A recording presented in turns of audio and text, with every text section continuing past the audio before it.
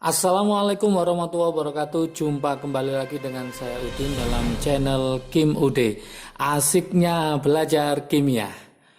Materi hari ini adalah pembahasan soal UTBK Kimia 2021. Ini adalah prediksinya bagian keempat ya.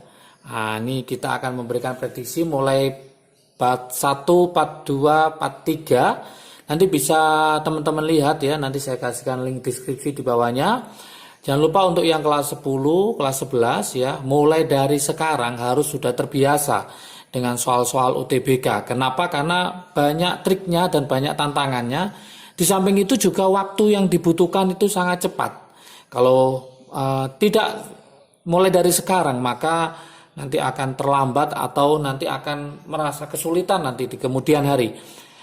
Untuk khususnya kelas 12 wajib harus belajar ya, harus terus belajar. Kenapa? Semakin tahun soal UTBK itu semakin bagus dan semakin sulit dan waktunya semakin pendek lagi. Oke, ini adalah prediksi soal UTBK 2021 yang bagian 4 di bagian terakhir ya. Nanti akan kita susul dengan prediksi berikutnya. Oke, jangan lupa sebelum saya bahas seperti biasa like dan subscribe-nya, juga loncengnya ditekan supaya tidak ketinggalan video terbaru dari Kim UD. Oke, kita mulai. Ada 3 soal yang akan saya bahas di sini sebagai soal penutup rangkaian prediksi soal UTBK Kimia 2001 mulai nomor 43, 44, 45. Ini adalah konsep dan ini perlu sekali dijelaskan. Ya, nanti ada link juga untuk materi tentang termokimia, saya kasihkan juga di bawahnya ya, silahkan dibelajar lagi, siapa tahu ada konsep yang lupa di situ. Kita mulai sekarang. Data pada diagram berikut digunakan untuk menjawab soal nomor 43 dan soal 44. Pernyataan yang sesuai dengan grafik adalah A. Reaksi total adalah reaksi eksoterm. Betul apa enggak? Tetapan laju reaksi tahap pertama lebih kecil dibanding tetapan laju reaksi tahap kedua. Yang C, pembentukan NO dari N2 dan O2 berlangsung lebih cepat dari pembentukan NOCl dari NO. X dan Y adalah hasil antara entalpi pembentukan NO adalah plus 180. Langkah pertama, teman-teman harus tahu grafik reaksi ekso sama reaksi endo. Saya akan mengulang konsep awalnya, yaitu misalkan ada soal reaksi endoterm, gimana grafiknya?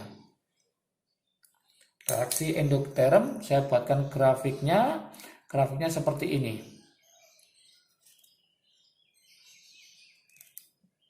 Oke, ini reaktan, yang ini produk. Berarti grafiknya nanti produknya itu di atas, reaktannya di bawah, karena nanti delta hanya di sini harus positif. Positif yaitu produk dikurangi reaktan, hasilnya positif. Inilah grafik reaksi endoterm. Kemudian kalau kita ingin tahu grafik dari reaksi eksoterm, maka kita balik di sini grafik reaksi eksotermnya. Saya buatkan juga. Ini dari atas ke bawah.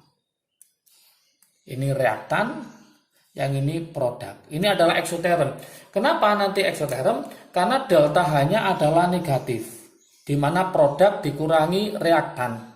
Produknya lebih kecil, reaktannya lebih besar. Produknya di bawah, reaktannya di atas, maka dia lebih kecil, ini lebih besar, maka hasilnya adalah negatif.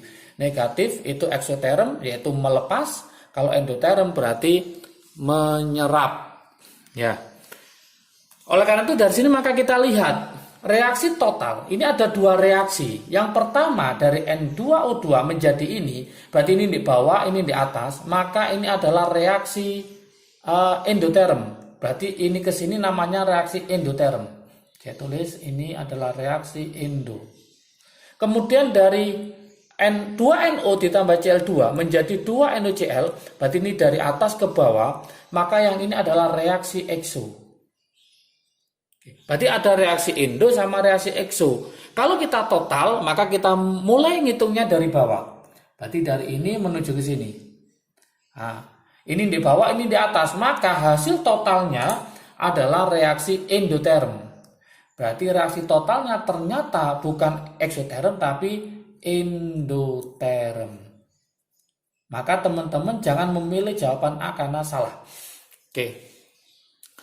Berikutnya kita ke E dulu. Entalpi pembentukan NO adalah plus 180. Entalpi pembentukan NO, kalau kita lihat di sini awalnya 0, kemudian menjadi 180. Betul, 180. Tapi yang diminta hanyalah untuk berapa mol? 1 mol. Oke. Kalau yang diminta 1 mol, ini untuk berapa mol? Ternyata ini untuk 2 mol. Berarti kalau 1 mol itu bukan lagi plus 180, tapi separuh dari 180, yaitu 90.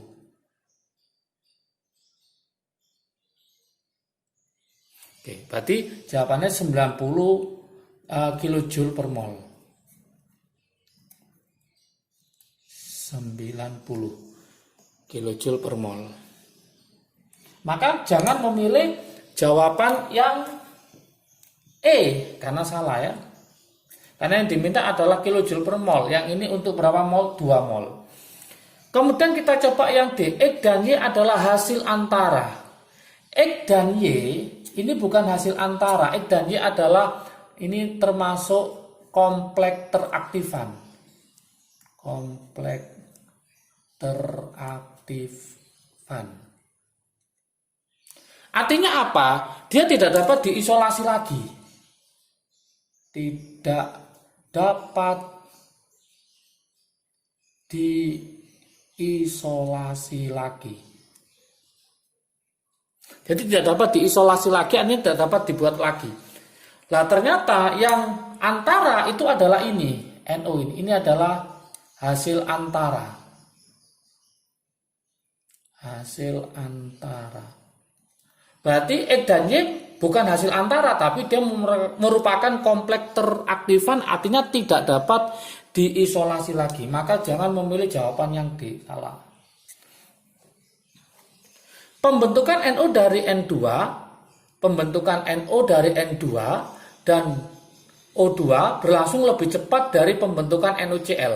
Kita cek di sini ada namanya energi aktivasi. Energi aktivasinya ini. Yang ini energi aktivasinya adalah mulai dari ini ke bawah. Energi aktivasinya ke bawah ini.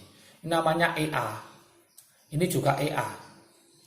Masih ingat teman-teman, semakin tinggi EA-nya maka semakin lambat. Semakin kecil energi aktivasinya maka semakin cepat. Sehingga yang lebih cepat adalah pembentukan NOCl, bukan pembentukan NO. Nah, berarti untuk C, pembentukan NO dari N2 dan O2 berlangsung lebih cepat, salah. Kenapa? Karena ternyata EA-nya lebih tinggi daripada EA untuk pembentukan NOCl. Maka jawaban yang C ini juga salah. Sehingga jawaban yang benar adalah yang B. Tetapan laju reaksi tahap pertama lebih kecil dibandingkan tetapan laju reaksi tahap kedua. Kenapa? Karena tahap yang pertama itu lebih lambat. Sekarang kan yang tahap yang kedua lebih cepat. Semakin cepat maka tetapannya juga semakin besar karena antara laju dan tetapan laju reaksi itu berbanding lurus. Inilah konsepnya.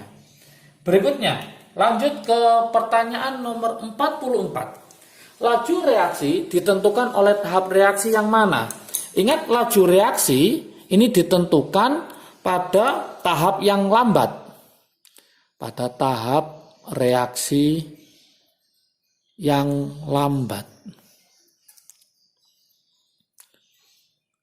Kita bisa menentukan tahap reaksi yang lambat itu cari yang EA-nya, energi aktivasinya itu lebih besar.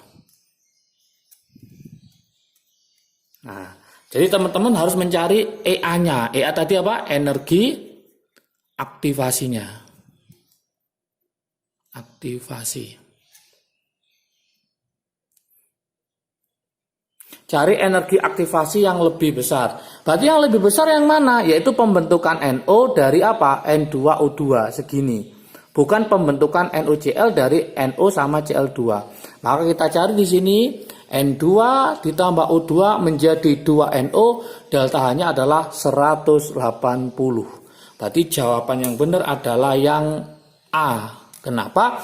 Karena ini adalah reaksi yang paling lambat. Laju reaksi ditentukan oleh tahap reaksi yang paling lambat. Maka jawabannya adalah yang A. Gampang ya. Oke, 45. Proses pembuatan es batu dari air lebih sukar larut dibandingkan dengan pembuatan es batu dari air tawar. Pernyataan berikut yang mendukung fakta tersebut adalah, ingat, air laut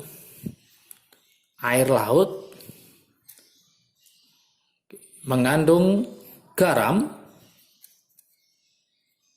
Nah, garam merupakan larutan elektrolit.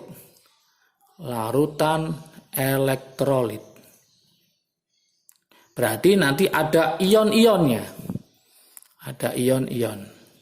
Oke, dari sini maka bisa disimpulkan bahwa titik beku yang berasal dari air laut, titik beku dari air laut lebih kecil dari titik beku air tawar.